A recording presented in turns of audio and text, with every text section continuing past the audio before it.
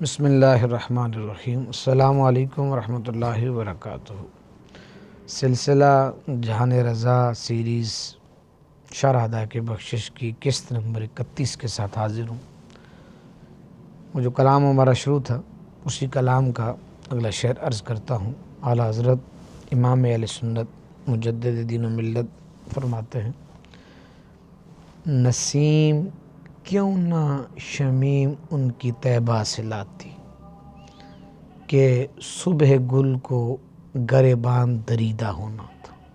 مشکل الفاظ کے معنی عرض کرتا ہوں۔ نسیم صبح کی ٹھنڈی ہوا، شمیم خوشبو مہک، گل پھول، گریباں لباس کے گلے والا حصہ، دریدہ پھٹا ہوا، مطلب وہ تشریح عرض کرتا ہوں۔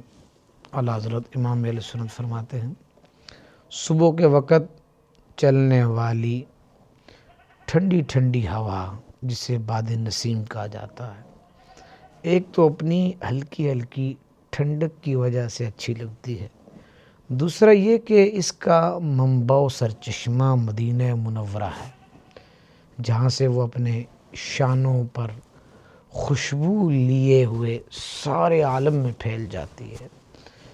اس سے اس کا ایک مقصود تو قریہ قریہ میں مدینہ منورہ کی خوشبو کا چھڑکاؤ کرنا ہوتا ہے، اور دوسرا مقصود یہ کہ اس وقت پھول کھل کر اپنے گریباں چاک کرتے ہیں، یعنی پھول کھل کر اور کلیاں چٹک کر باد نسیم سے اپنے حصے کی خوشبو کی بھیک لیتے ہیں۔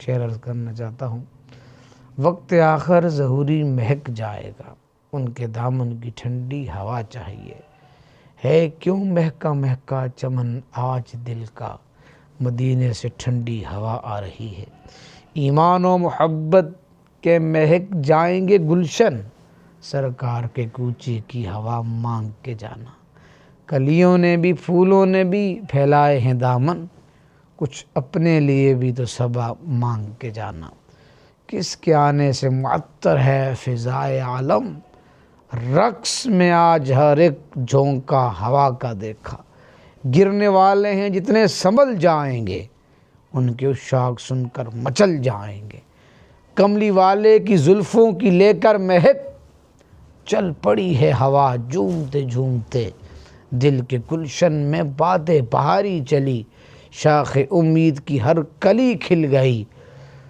فصل پت جھڑ میں یوں دیکھتے دیکھتے، ابر رحمت اٹھا جھومتے جھومتے۔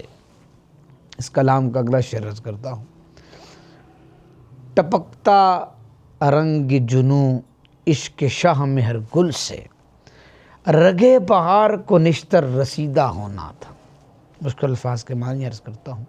ٹپکتا رستہ، جنوں دیوانگی، خبط شے چیز، رگ بہار بمعنی بہار کی نبس نس، نشتر زخم چیرنے یا فسد لگانے کا نوکدار اور تیز دھار ننھا سا آلہ اوزار، رسیدہ بمعنی پہنچا ہوا، مطلب وہ تشریح عرض کرتا ہوں۔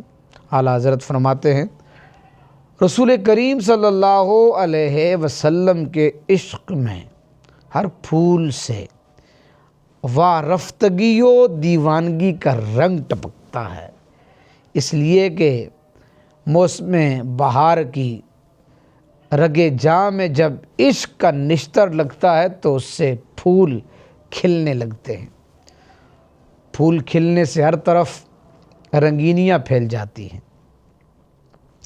شعر عرض کرنا چاہتا ہوں، ہیں معطر ہی معطر گلستاں کی وادیاں، پھول کلیوں میں مہکتا ہے پسینہ نور کا، یہ کون بن کر قرار آیا، یہ کون جانے بہار آیا، گلوں کے چہرے ہیں نکھرے نکھرے، کلی کلی میں شگفتگی ہے، دل کے گلشن میں بہار آئی تو محسوس ہوا، ان کی زلفوں کو صبا چوم کے آئی ہوگی، مہکی ہے فضا ساری سرکار کی خوشبو سے یہ ٹھنڈی ہوا ان کے کوچے سے چلی ہوگی۔ چلی جس گھڑی ٹھنڈی ٹھنڈی ہوائیں، مجھے یاد آئیں حرم کی فضائیں، کسی بھی چمن میں نہ جی کو لگائے، کہ دیکھی ہو جس نے بہار مدینہ۔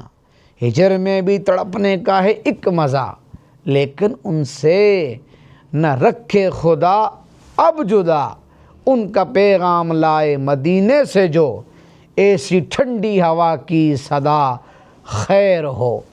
بن کے جانے چمن آپ کیا آ گئے، پھول کلیوں کو بھی تازگی مل گئی، بے سہاروں کو بھی مل گیا آسرا، غم کے ماروں کو بھی زندگی مل گئی۔ اس کلام کا اگلا شعر عرض کرتا ہوں۔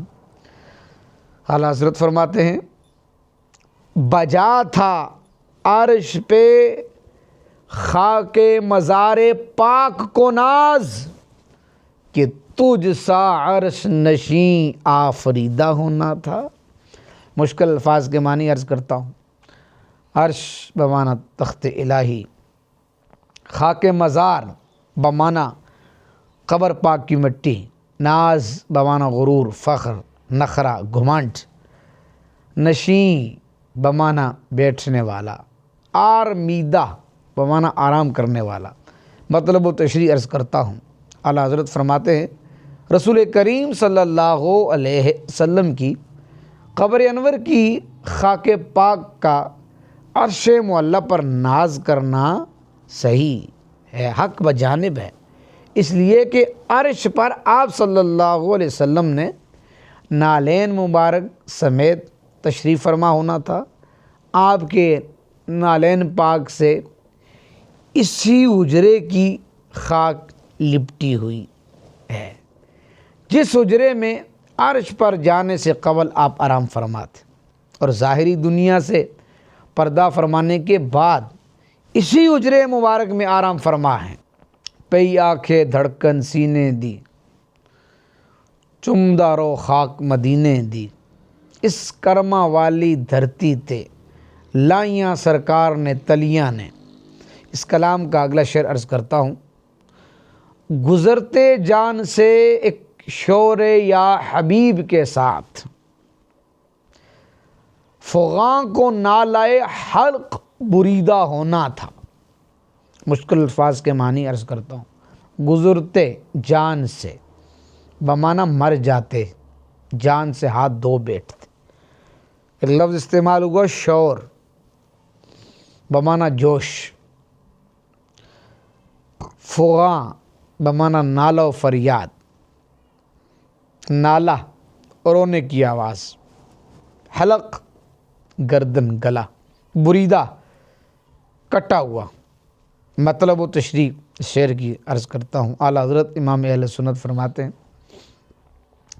کٹے ہوئے گلے سے جب رونے اور فریاد کرنے کی آواز بلند ہونا تھی، تو آخری لمحات میں یا حبیب اللہ کا ورد کرتے ہوئے دنیا سے رخصت ہوتے، تاکہ رسول اکرم صلی اللہ تعالی علیہ وسلم سے آخری لمحات میں بھی محبت کا اظہار ہو جاتا۔